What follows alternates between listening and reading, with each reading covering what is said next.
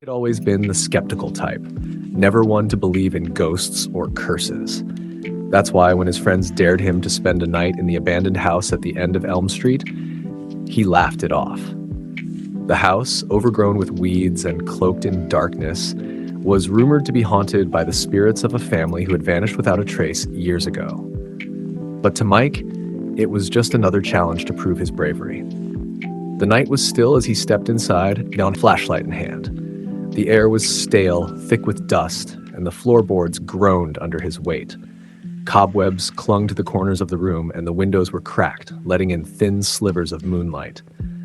For the first hour, nothing happened. Mike wandered the halls, poking fun at the eerie silence. But then, as he approached the staircase, something strange happened. The temperature plummeted, and his breath came out in frosty puffs. His flashlight flickered before going out completely. He smacked it a few times, cursing when a faint sound echoed from upstairs.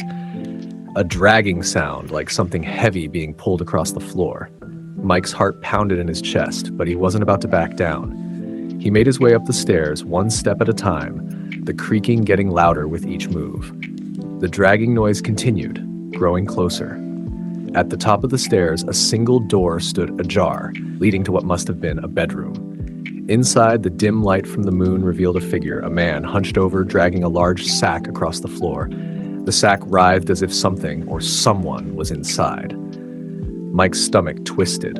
He called out, "Hey, what are you doing?" The figure stopped. Slowly, it turned its head toward him, revealing a face twisted in agony, eyes hollow and black as if they were pits leading straight into nothingness.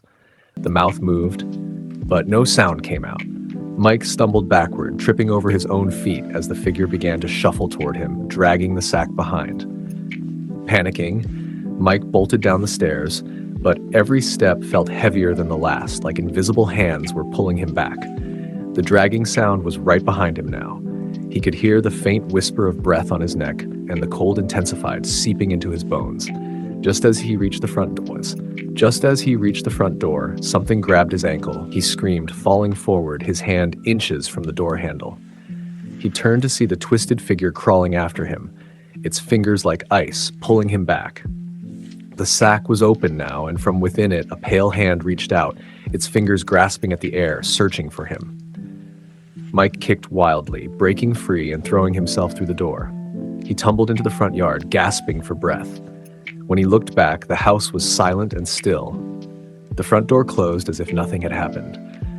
But Mike knew he wasn't alone. As he staggered to his feet, he felt something cold slide into his pocket, a small, crumpled note. With trembling hands, he opened it. Scrawled in barely legible handwriting were the words, "You're next."